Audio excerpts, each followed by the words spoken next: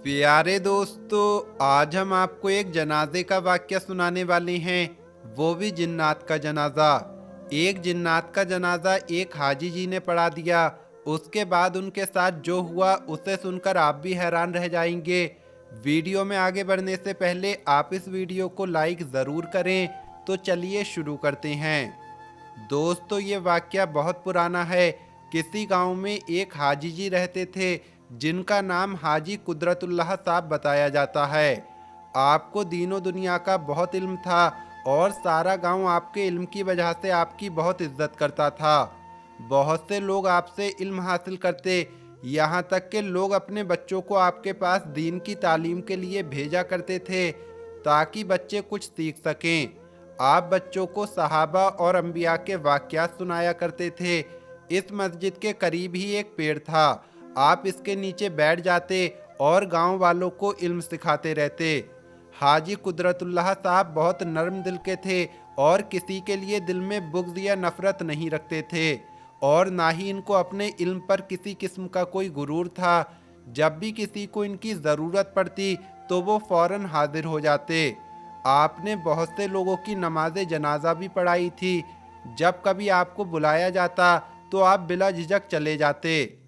एक रात आप अपने कमरे में आराम कर रहे थे। ये सर्दियों की रात थी, बहुत ठंडा मौसम था, हर तरफ सुनसान थी। अचानक आपके दरवाजे पर किसी ने दस्तक दी।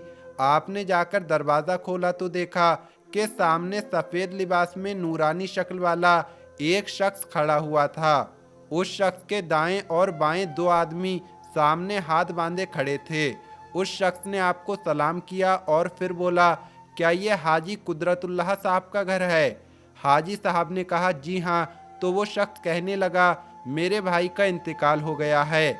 मेरा भाई आपकी बहुत इज्जत करता था। उसकी ख्वाहिश थी कि आप उसकी नमाज जनाजा पढ़ाएं, तो हम आपको लेने के लिए आए हैं। बराहे करम आप हमारे साथ चलें और मेरे भाई की नमाज जनाजा अदा करें। हमने सब तैयारियां कर ली हैं, बस आपका ही इंतज़ार है। जाने क्यों कुदरतुल्लाह साहब को इस शख्स को देखकर बड़ा ही अजीब सा महसूस हो रहा था। वो शख्स बिना आंख झपके आपको देख रहा था और उसके साथ खड़े साथी भी इसी तरह बिना कुछ बोले बस आपको देखे जा रहे थे। हाजी साहब ने पूछा, क्या मैं आपके भाई को जानता हूँ? उसने जवाब दिया, नहीं जनाब, मेरा भाई तो आपके पुराने घर में आया करता था, लेकिन आप उसे नहीं जानते। हाजी जी ने सिर हिला दिया और कहा, आप लोग थोड़ी देर रुकें, मैं लिबास तब्दील करके आता हूँ। कुछ देर के बाद हाजी साहब बाहर निकले और उस शख्स को चलने का कहा। रात काफ़ी गहरी थी, लेकिन क्योंकि आप पहले भी रातों को नमाज जनाजा पढ़ाने चले जाया करते थे, इसलिए आपको कोई परेशानी नहीं हुई। वो तीनों बंदे आगे आगे चल रहे थे और आप उनके पीछे पीछे चल रहे थे, लेकिन उन तीनों के चलने की रफ्तार बहुत तेज थी। चलते चलते वो लोग गांव से बाहर निकल गए और फिर इनको इसी तरह चलते चलते 1 घंटा गुजर गया। हाजी जी को अब घबराहट महसूस होने लगी, क्योंकि वो तीनों जिस तरफ जा रहे थे वो जगह खंडर थी, वहाँ कोई भी नहीं जाता था। हाजी जी ने उनसे कहा, मुझे लगता है आप यहाँ पर नए हैं, आपको रास्तों का पता नहीं है। आप मुझे बता दें कहाँ जाना है, क्योंकि आप जिस जगह जा रहे हैं वो जगह तो खंडर है।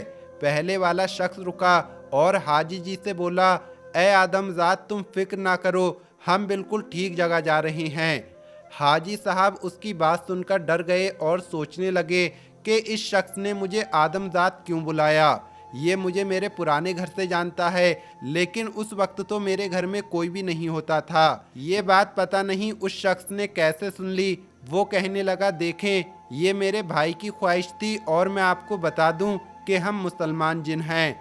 आप बिल्कुल बेफिक्र रहें, हम आपको कोई नुकसान नहीं पहुंचाएंगे। आप बस मेरे भाई का जनाजा पढ़ा दें। बस ये सुनना था। हाजी जी के होश उड़ गए। उन्होंने बामुश्किल अपने आप को संभाला और फिर उनके साथ चल दिए। कुछ देर के बाद वो एक घाटी पर पहुंच गए। वहां लातादाद जिन्नात एक सफ में खड़े थे। उन सबके कद बहुत लंबे लंबे थे। हाजी जी ने उनकी तरफ नहीं देखा, बल्कि सीधा जाकर इमामत की नियत बांधी और नमाज जनाजा पढ़ाई।